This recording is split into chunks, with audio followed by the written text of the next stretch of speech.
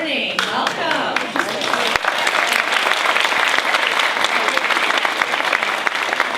I'm Jennifer Beelside. I'm the Managing Director here at Actors Theater, and we're so pleased to have you with us today. And what you see behind us is the set of our production of Bob by a playwright named Peterson Nachtrieb. And it's the final production of this year's Humana Festival. So it closes Sunday. If you haven't seen it, please do come by. It's a great show. And you've been listening to a great example of arts education, and also a great example of regional collaboration. You just heard from Esprit. They're the show choir of Southwestern High School in Hanover, Indiana, directed by Rick Rector. Give him another round of applause.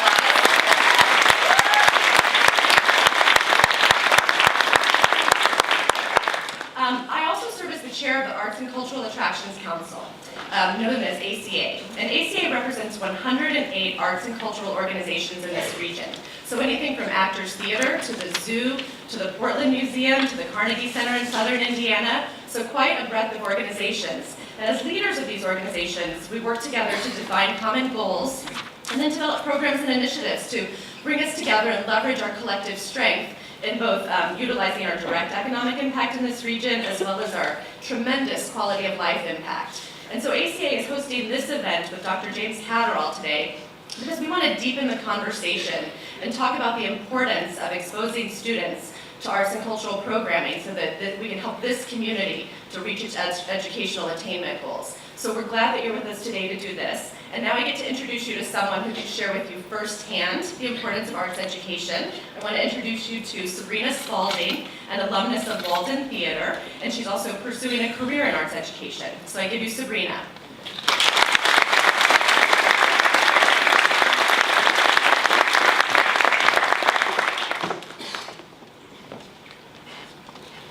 Then I confess, here on my knee before high heaven and you, that before you and next unto high heaven I love your son.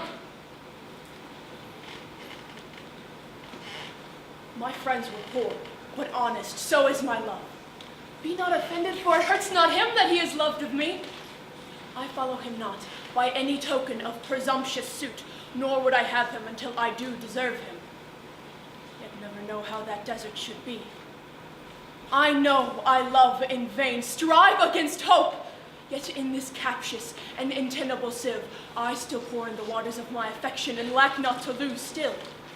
Thus, Indian-like, religious in mine air, I adore the sun that looks upon his worshipper but knows of him no more.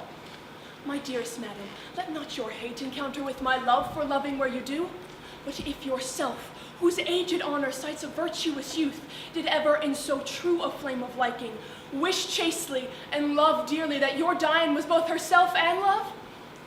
Oh, and give pity to her whose state is such that cannot choose, but lend and give where she is sure to lose. That seeks not to find that her search implies, but riddle-like, live sweetly where she dies.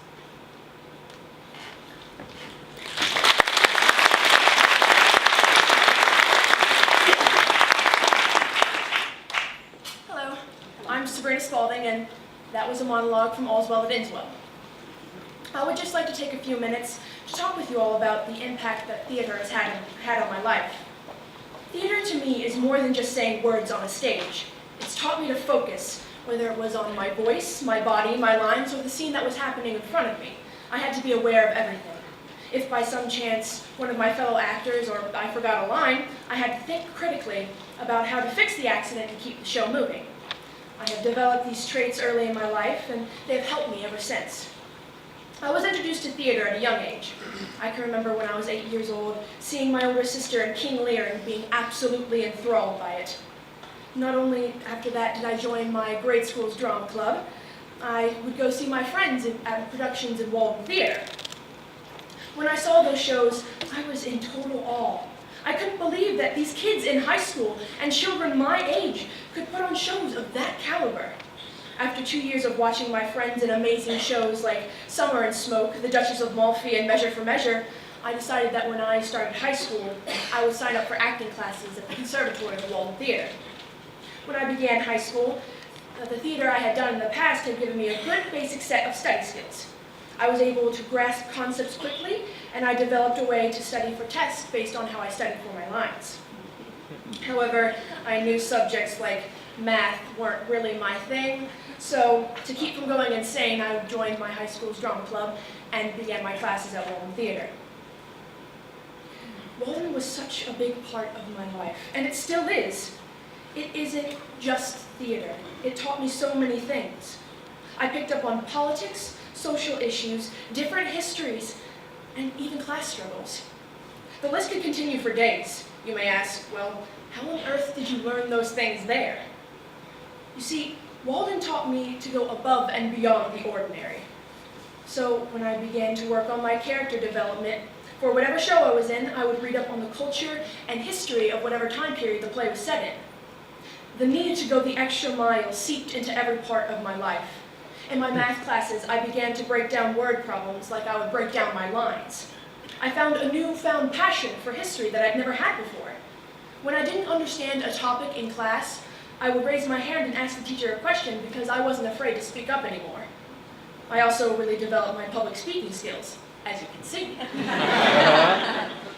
Theater contributed immensely to my development, not only as a student, but as a human being as well.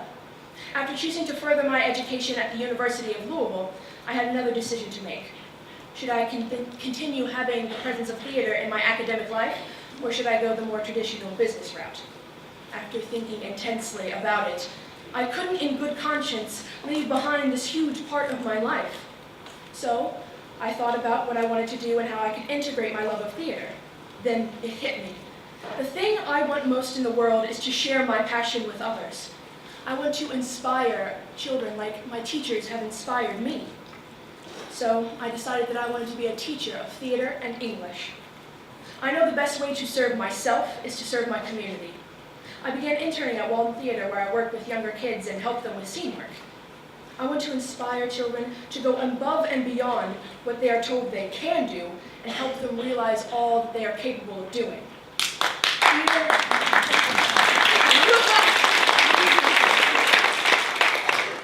Theater was, is, and always will be an important part of my life. It has influenced every aspect of who I am, and I'm so very thankful for it. My name is Sabrina Marie Spalding, and I owe everything I am today to the performing arts.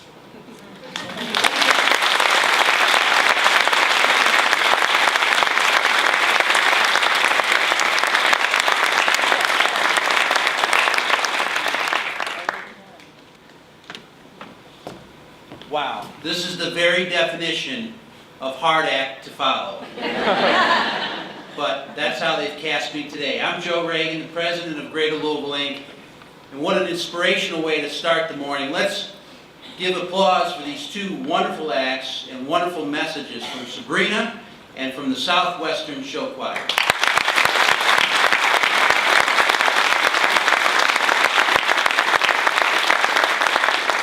I want to thank Jennifer Beilstein and the staff here at Actors Theater for hosting today. I would also like to thank the CE&S Foundation, the Norton Foundation, the Kentucky Foundation for Women, who generously supported this event as sponsors. Let's show our appreciation for all of them.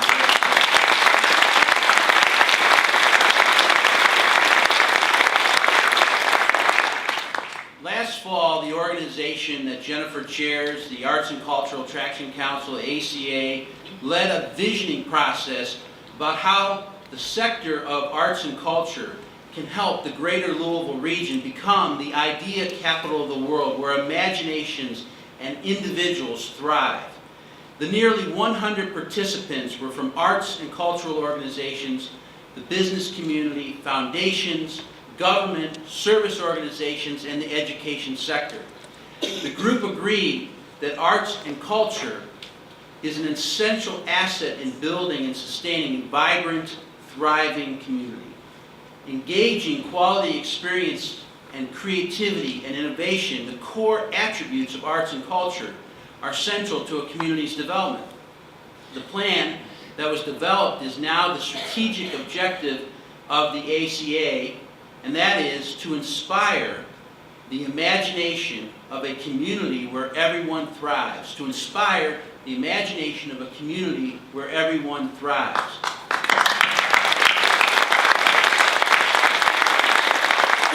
For those of us arts and economic and business development, this is the perfect complement, the hard and the soft edge, the two sides of the same coin of prosperity. If we are to be a place where individuals and imaginations thrive, we need this vibrant arts and cultural community to be able to work toward this objective together to inspire the imagination of a community where everyone thrives. And I love the word everyone in that, because when we look from an economic development standpoint, as we look forward to the future, because of the competitive nature of the world and the need for every mind, every imagination to be here, we cannot afford to leave anyone behind. We're going to need to welcome talent and individuals from all over the world and from every one of our neighborhoods in the region.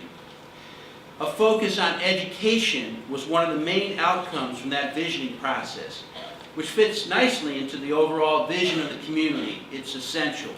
If Greater Louisville is to become the idea capital of the world, we have to make a huge commitment to education.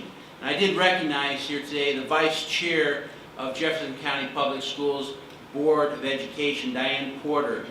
Diane and her colleagues are working very hard in leading that transformation in the public schools. And if you haven't read it already, I encourage you to read a letter by Chairman of the Board, Steve Imhoff, in this morning's paper that I think is something we all have to pay very careful attention to in the Board's outline of where they're going forward with public education. Diane, thank you for your service to the Board.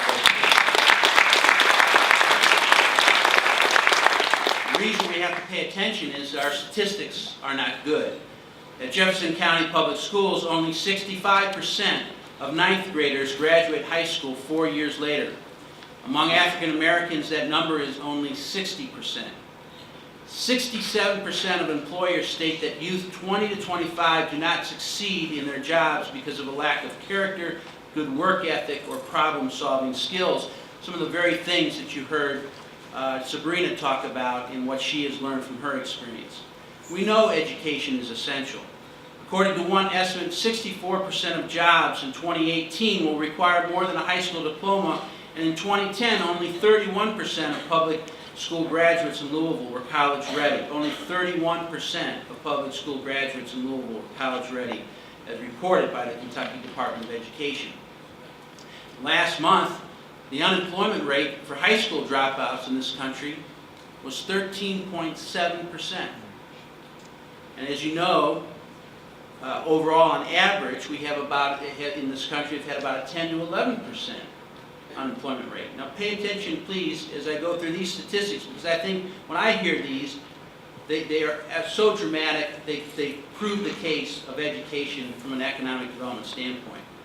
Last month, unemployment rate for high school dropouts, 13.7%. For high school graduates, 9.5%. For students with some college, 7.4%. For college graduates, 4.4%. That, historically, has been the definition of full employment. If that doesn't show the direct and dramatic effect of education to employment and prosperity, I don't know what does. Now, our challenge is to look at strategies to raise education attainment and create transformational change. At the same time, Business Leaders for Education, organized by Greater Louisville Inc., called for the urgent need to respond to global competitiveness challenges. They brought in the Business Higher Education Forum in August 2009 to help with a retreat to focus on solutions. Goal teams headed by university leaders rolled up their sleeves and developed a plan. In May 2010, the members of the roundtable signed the historic Greater Louisville Education Commitment with 5 key objectives. 1, create and support a college-going culture. 2, use the business community's unique points of leverage to accelerate attainment. 3, prepare students for success in college, career, citizenship, and life. 4, make post-secondary education accessible and affordable. 5, increase educational persistence, performance, and progress.